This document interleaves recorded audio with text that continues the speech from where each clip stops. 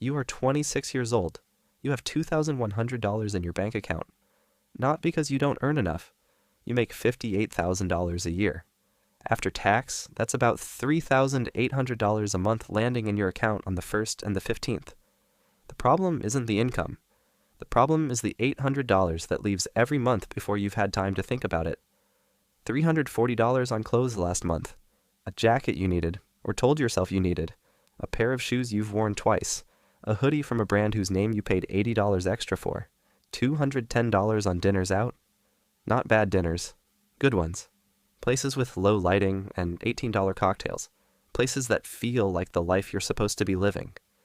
$140 on a gym membership you use 3 times a week, but also the protein, the pre-workout, the water bottle that cost $55 because it was the right brand. You're not reckless, you're not irresponsible. You just decided somewhere along the way that looking like you were doing well and actually doing well were the same thing. They're not. And right now, at 26, with $2,100 to your name, you don't know that yet. Your apartment costs $1,450 a month. It's a 1-bedroom. The building has a lobby with a doorman and a name on the outside that sounds better than it is. You chose it over the $1,100 place 6 blocks away because this one just felt right. You drive a 2019 sedan, financed, $380 a month. It's reliable. It's also $12,400 of debt sitting in a parking garage you pay $95 a month to use. At work, you dress the part. Your colleagues notice. Your manager mentioned once that you always look put together. That landed somewhere deep in you. You held on to it. You have one credit card with a $3,200 balance. You pay $120 above the minimum. You tell yourself you're handling it. You have no investments, no brokerage account, no retirement contributions. Your company offers a 401k match, and you haven't enrolled because you kept meaning to, and then the month ended. Net worth, $2,100 in checking, minus $12,400 car loan, minus $3,200 credit card. Real net worth, minus $13,500. You don't think of it that way. Most people don't. Age 26. The dinner. It's a Saturday night in October. You're at a restaurant with 4 friends. The bill comes. $340 split 5 ways. $68 each. You put it on the card without looking at the balance. On the walk home, your friend Marcus mentions offhand that he's been maxing out his Roth IRA this year. You nod. You don't ask what that means. You don't want to be the one who doesn't know. He's wearing the same jacket he's had for 3 years. His apartment is smaller than yours. He drives a 2015 Civic he bought with cash. You assume he's just being careful? A little boring, maybe. You don't think about it again until 6 months later. Age 27. The number, you get a raise. $4,200 more per year. After tax, it's an extra $270 a month. By March, you've upgraded your streaming subscriptions, started ordering lunch instead of packing it, and moved to a slightly better shampoo. The $270 is gone, and you didn't notice it arrive. This is called lifestyle creep. But nobody names it out loud. It just happens, quietly like a slow leak. Your credit card balance, still $3,100. The number barely moved. You've been paying $120 over minimum for 14 months, and it's barely moved. You've paid $1,680 in minimum payments. $890 of that was interest. You're paying to stay in place. The first rule, spending to look wealthy and spending to become wealthy, pull in opposite directions. You can only move in one direction at a time. Age 27. The realization doesn't come from a book. It doesn't come from a podcast. It comes from a Tuesday afternoon when you're sitting on your couch in a $140 hoodie scrolling through your bank app. You've been paid twice this month. You have $880 left. 12 days until the next paycheck. And for the first time, you don't see the number and think about what you can't buy. You think about the jacket, and the shoes, and the dinners, and the cocktails, and the doorman building, and the parking garage. You think about Marcus and his $2015 Civic, and his Roth IRA, and his 3-year-old jacket. You think, who was I dressing for? You don't answer the question right away. But it sits with you. It changes something in the way you see the next purchase. And the one after that. Age 28. Same income. Different decisions. You don't change everything. You don't start couponing or sleeping on a mattress on the floor. You move into a $1,150 apartment when your lease is up. It's 6 blocks from the old one. Similar size. No doorman. No name on the building. You save $300 a month. You don't renew the parking spot. You park on the street 2 blocks away. You save $95 a month. You pay off the credit card in 8 months using what you were previously spending on things you've already forgotten. $3,200 gone. $0 in interest from this point forward. You enroll in the 401k. 6% of your salary. Your company matches 3%. You don't feel it in your paycheck after the first month. You open a brokerage account. $400 a month, automated, the day after payday. You stop seeing it as money you have. Your wardrobe doesn't change. You still dress well. You just stopped buying things because of how the brand made you feel about yourself. Nobody at work notices. Nobody in your life notices. That's the thing that surprises you most. The performance was for an audience that wasn't watching. Age 29. The invisible accumulation. You are 29. Your salary is now $64,000. You got 2 modest raises. Your brokerage account has $14,200 in it. Your 401k has $11,800, including company contributions.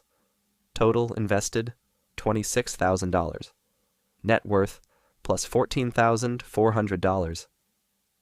27 months ago, your net worth was negative $13,000. You haven't told anyone. Not your parents, not your friends. It's just a number on an app you check every few weeks. Marcus mentions his Roth IRA again at dinner. You ask this time. You find out you've been doing something similar without knowing the name for it. You go home and open the app. You watch the number for a minute. Something settles in you, not excitement. Something quieter, like traction. The second rule. Wealth is not built in the moments you earn more. It's built in the gap between what you earn and what you let yourself need. Age 30. New pressure, same pattern. 30 arrives. The social pressure shifts. It's no longer about the clothes, it's about the house. 3 of your friends buy property in the same year. Group chats fill with photos of backyards and renovation projects and mortgage rates. There's a quiet assumption in every conversation that you're next. You look at the math. A $380,000 condo in your city, 20% down, is $76,000. You have $31,000 in your brokerage account. You're not ready. But nobody talks about not being ready. You don't buy. You keep investing. You increase your monthly contribution to $600. It's an uncomfortable decision. Not because of the money. Because of the feeling of watching others step onto a path you're not on. You remind yourself, the performance was for an audience that wasn't watching. It still applies. Age 31. The number gets uncomfortable. Your total invested assets pass $70,000. You've never told anyone this number. It feels strange to hold. Like carrying something heavy in a pocket that nobody knows about. A colleague buys a BMW. New. $54,000. He talks about it for 3 weeks. The color. The features. The financing deal he got. You drive your 2019 sedan. Still reliable. Paid off 18 months ago. You think about replacing it and decide against it. The car does the same job. The upgrade would cost $500 a month for the feeling of it. You know the math now.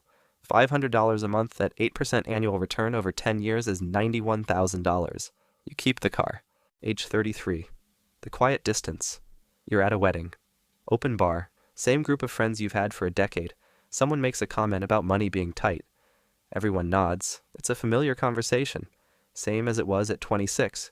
You nod too. You don't correct anything. Afterward, in the car, you do the math on your phone. Brokerage. $98,400. 401k. $61,200. Emergency fund. $14,000. Total. $173,600. The friends who bought early are in houses they can't fully afford. 2 have refinanced. 1 is thinking about selling. The renovation costs more than expected. The neighborhood didn't appreciate the way they thought. You're still renting. Your apartment is fine. It costs $1,290 a month now after 2 small increases. You're not behind. You just don't look like you're ahead. Age 34. The arrival. Nobody sees. You're 34. Your salary is $78,000. You've had 4 raises in 8 years, none of them dramatic.